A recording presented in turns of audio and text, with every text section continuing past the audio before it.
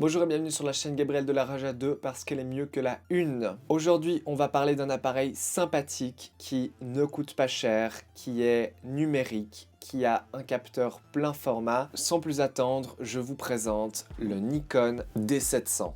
Le Nikon D700 était en 2008 un des boîtiers les plus haut de gamme de chez Nikon, ce qui veut dire que cet appareil, bien qu'il est un petit peu ancien maintenant, profite toujours des fonctionnalités avancées des boîtiers pro. Et c'est pour ça que cet appareil me procure à moi, photographe, beaucoup plus de joie que n'importe quoi dans l'entrée de gamme. Alors que pourtant, cet appareil m'a coûté 300 €. Ce que j'aime beaucoup avec cet appareil photo, c'est que certes il est un peu ancien, mais il a beaucoup moins de fonctionnalités que les boîtiers actuels, surtout que beaucoup d'hybrides d'entrée de gamme, et toutes ces fonctionnalités en moins sont toutes des choses en moins qui se mettent entre vous et la photographie. C'est ça qui est fantastique avec cet appareil, c'est que je suis parti en voyage avec, dans le sud de la France. À mon retour, je me suis rendu dans le menu de l'appareil et me suis rendu compte que le dernier menu que j'avais visité était formater la carte mémoire, ce qui confirme donc que pendant tout mon voyage, je ne suis pas allé dans le menu de l'appareil une seule fois. J'ai pris plein de photos, je n'ai pas eu une seule fois à aller dans le menu de l'appareil pour changer un réglage. Et ça, c'est fantastique. Encore une fois, on enlève tout obstacle qui se met entre vous et la photographie. L'appareil photo a tout ce dont vous aurez besoin directement disponible sur le boîtier lui-même. Je parle donc des divers réglages, par exemple l'autofocus. Parlons vite fait de l'autofocus. L'autofocus est vraiment efficace et rapide.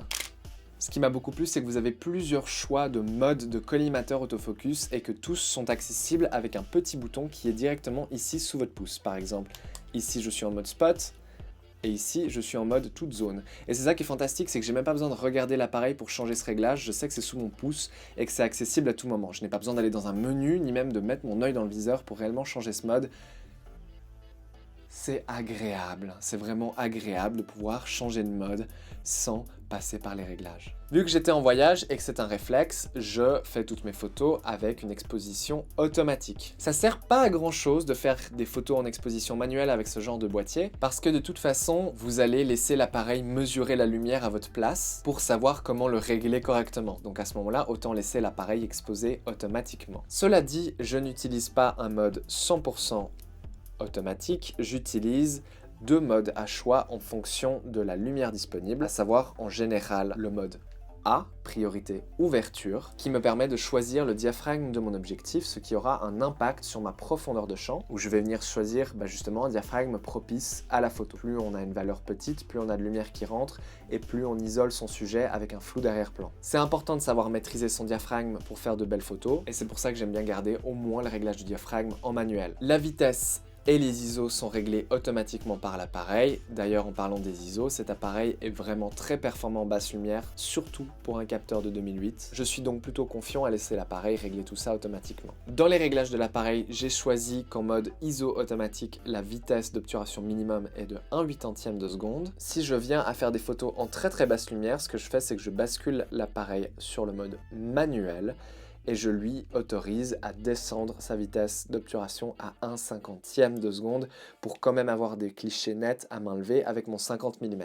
Avant d'acheter ce Nikon D700, j'ai eu une petite réflexion vers moi-même. Pourquoi est-ce que je voudrais un Nikon? Vous savez sur cette chaîne YouTube que je parle tout le temps de Canon, que j'ai plein de Canon, que j'ai plein d'objectifs Canon. J'ai aussi un Leica, un Hasselblad, divers appareils argentiques, un Pentax, du moyen format, du petit format, etc., etc. Vous savez que par l'époque, j'ai eu un Fuji. Un truc que je n'ai jamais mentionné par contre, c'est que jusqu'à encore aujourd'hui, ma plus grande collection d'objectifs, ce sont des objectifs Nikon. Pourquoi? Parce que j'ai eu un Nikon par le passé, j'ai débuté avec Nikon et j'ai commencé à collectionner les objectifs Nikon à cette époque, mais je n'ai jamais eu l'occasion de revendre mes objectifs Nikon car aucun d'entre eux n'avait suffisamment de valeur résiduelle sur le marché de l'occasion pour que ça vaille la peine de prendre l'effort de les vendre. C'est ça qui est fantastique avec la monture Nikon, c'est qu'elle a jamais vraiment évolué, donc je peux prendre mes vieux objectifs argentiques ou mes objectifs numériques actuels et les utiliser sur ce boîtier.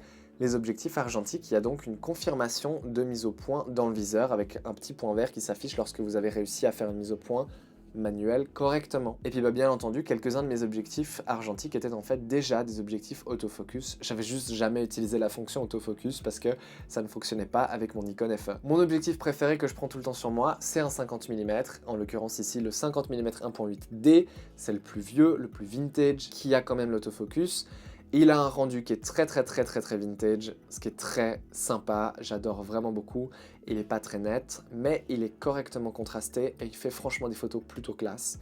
J'y ajoute par-dessus mon petit filtre de diffusion préféré. Alors là, il y est actuellement pas, mais toutes les photos que j'ai fait en voyage ont été faites avec ce 50 mm 1.8, qui a surtout l'avantage d'être extrêmement compact et léger, ce qui me permet d'avoir l'appareil avec moi en tout temps. Pour partir en voyage, c'était important pour moi d'avoir un appareil avec une fonction autofocus, parce que j'ai pas envie de trop ralentir mes amis en leur faisant patienter le temps que je prenne des photos façon lente. J'avais envie d'un appareil qui aille vite.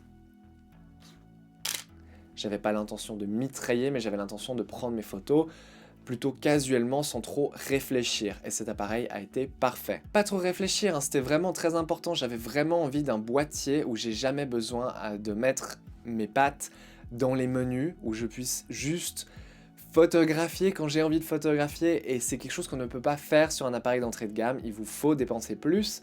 Ou alors, il faut aller dans du vintage, à l'époque où on n'avait pas 1 million de fonctions et d'intelligence artificielle qui prennent des décisions qui ne vous plaisent pas à votre place et qui, justement, sont une entrave à la photographie, selon moi. Parlons rapidement de la qualité d'image de ce boîtier. C'est un capteur plein format, donc les photos sont de bonne qualité, mais c'est un capteur de seulement 12 millions de pixels.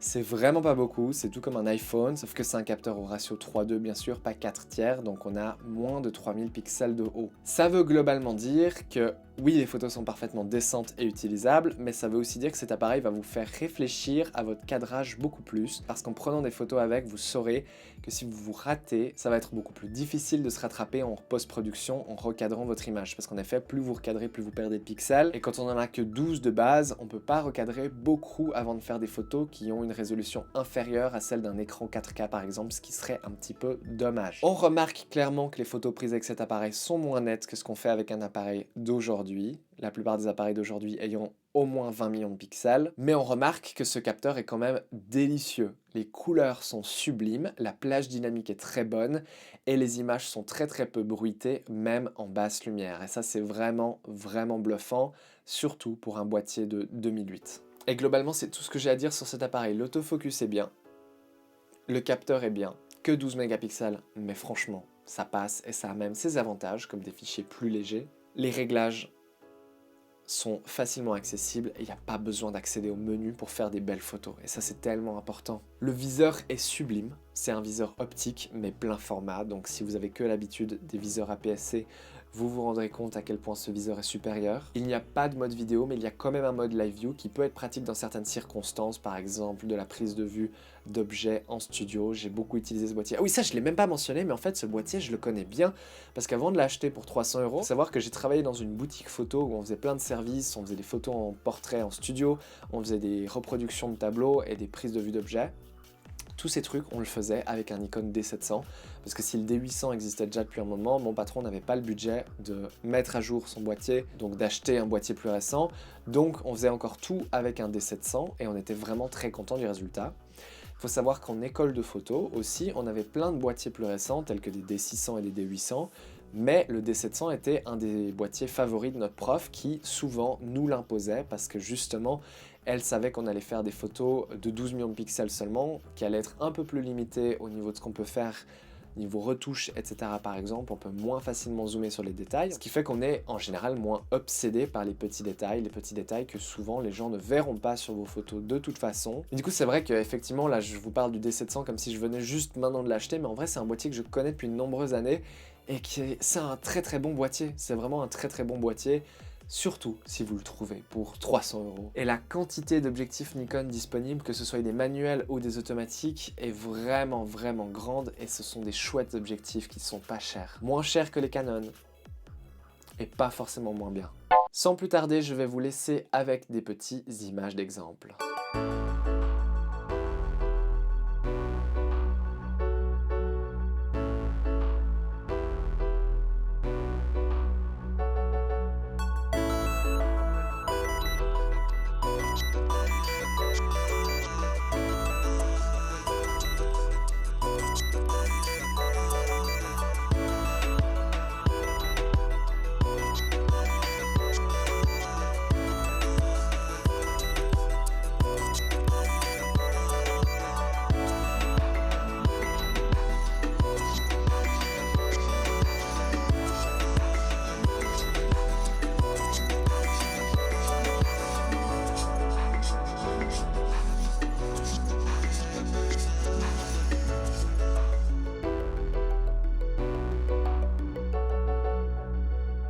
J'espère que cette vidéo vous a plu. On se retrouve tout bientôt pour parler d'autre chose. Un appareil argentique, un appareil numérique, je ne sais pas encore. On verra selon comment je me sens et selon le prix du développement. Parce que actuellement, je fais beaucoup moins d'argentique et c'est 100% à cause du coût des pellicules et du développement. C'est trop cher. C'est beaucoup trop cher. C'est beaucoup trop cher. J'ai plus les moyens. C'est beaucoup plus facile d'acheter un boîtier à 300 € comme celui-ci et de faire des photos en illimité avec que de refaire de la pellicule et c'est vraiment dommage. Mais ma foi, c'est comme ça. On va se retrouver tout bientôt. Je vous souhaite une bonne continuation sur YouTube et je vous dis à bientôt.